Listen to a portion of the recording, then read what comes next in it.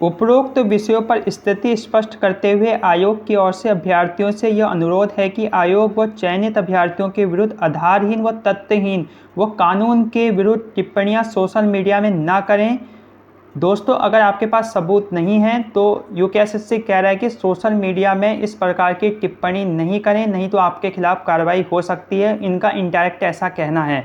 उसके स्थान पर उसके पास यदि कोई तथ्यपरक जानकारी या कोई सबूत है जिसमें किसी भी प्रकार की गड़बड़ी की बात है तो वो ईमेल या गोपनीय पत्र के माध्यम से आयोग को भेज सकते हैं। दोस्तों, सोशल मीडिया में इस तरह की छवि धूमिल करने वाली या मानहानि करने वाली टिप्पणियां कानून के विरुद्ध हैं। वह चयनित अभ्यर्थियों की शिकायत पर या अन्य प्रकार से भी आयोग इसका संज्ञान ले सकता है। वह ऐसे मामलों में विधिक कार्रवाई भी हो सकती है। अतः परीक्षा जैसे गंभीर विषय पर सभी अभ्यर्थियों से जिम्मेदारी पूर्ण व्यवहार की अपेक्षा की जाती है। तो दोस्तों, इस संबंध में आप अपने कमेंट शेयर कर सकते हैं। आपका क्या विचार है इसके संबंध में, आप कमेंट सेक्शन में कमेंट कर सकते हैं। तो दोस्तों, यूकेएसएससी ने ये पत्र जारी कर रखा है जिसके मुख्य बिंदु आइए देखते हैं। शिक्षा सर्वोपरि उत्तराखंड आप सभी साथियों का हार्दिक स्वागत करता है आपके ही अपने चैनल पर। दोस्तों, यूकेएसएससी ने रिजल्ट के बाद जो स्थितियां उत्पन्न हो रखी हैं सोशल मीडिया में, उसके संबंध में संवाद 211 जारी कर रखा है। आइए इसके मुख्य बिंदु देखते हुए चलते हैं।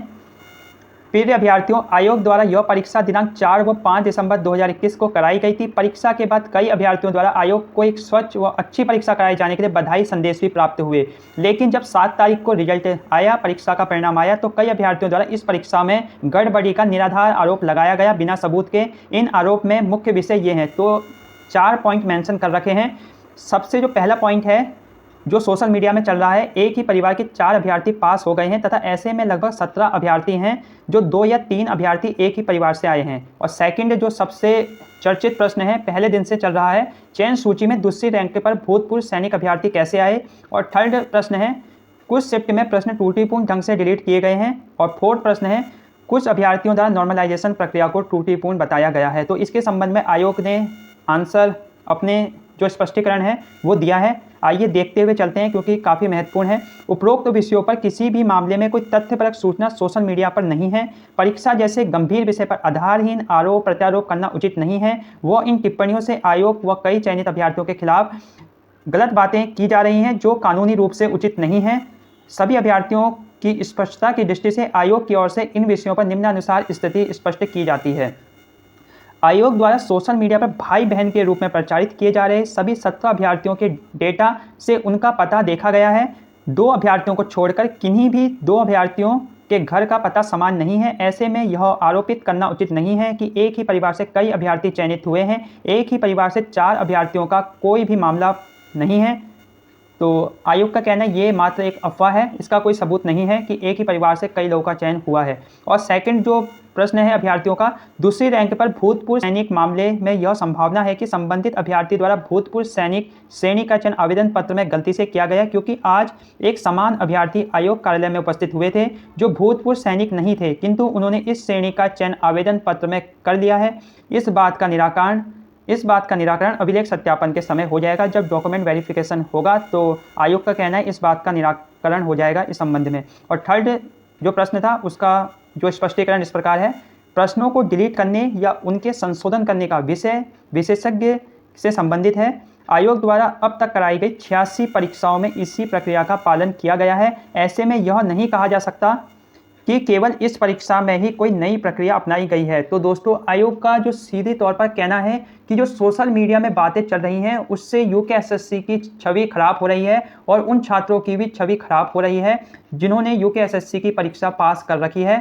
तो यूकेएसएससी का कहना है अगर आपके पास इस संबंध में कोई सबूत नहीं है तो आप सोशल मीडिया में ये चीज़ें प्रसारित ना करें, नहीं तो आयोग इनडायरेक्ट कह रहा है अगर कोई शिकायत करेगा इस संबंध में आपकी तो आपके खिलाफ कार्रवाई हो सकती है।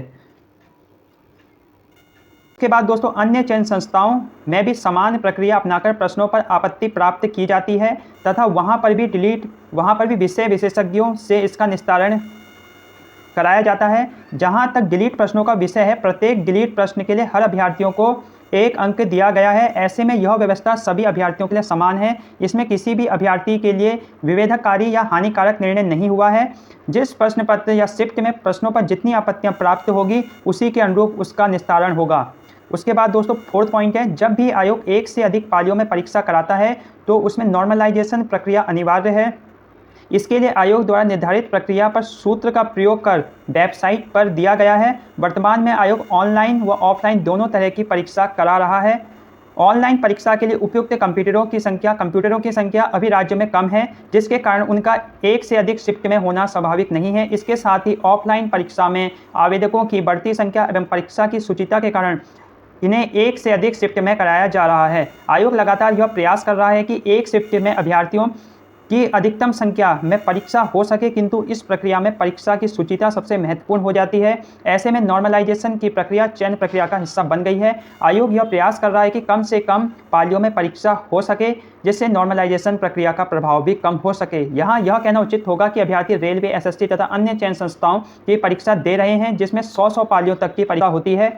ऐसे में अभ्यर्थी उन परीक्षाओं के अनुभव से आयोग के नॉर्मलाइजेशन प्रक्रिया के बारे में कोई सुझाव दे सकते हैं, तो अवश्य आयोग को दें। तो नॉर्मलाइजेशन के संबंध में अगर आप आयोग को कुछ सुझाव देना चाहते हैं तो आप उन्हें ईमेल के माध्यम से सुझाव दे सकते हैं, जो भी आपका एक्सपीरियंस है इस संबंध में। उपरोक्त विषयों पर स्थिति स्पष्ट करते हुए आयोग की ओर से अभ्यर्थियों से ये अनुरोध है कि आयोग व चयनित अभ्यर्थियों के विरुद्ध आधारहीन मतलब दोस्तों बिना सबूत के व तथ्यहीन व कानून के विरुद्ध टिप्पणियां सोशल मीडिया में ना करें। उसके स्थान पर उनके पास यदि कोई तथ्यपरक जानकारी हो जिसमें किसी भी प्रकार की गड़बड़ी की बात है तो वह ईमेल या गोपनीय पत्र के माध्यम से आयोग को दे सकते हैं।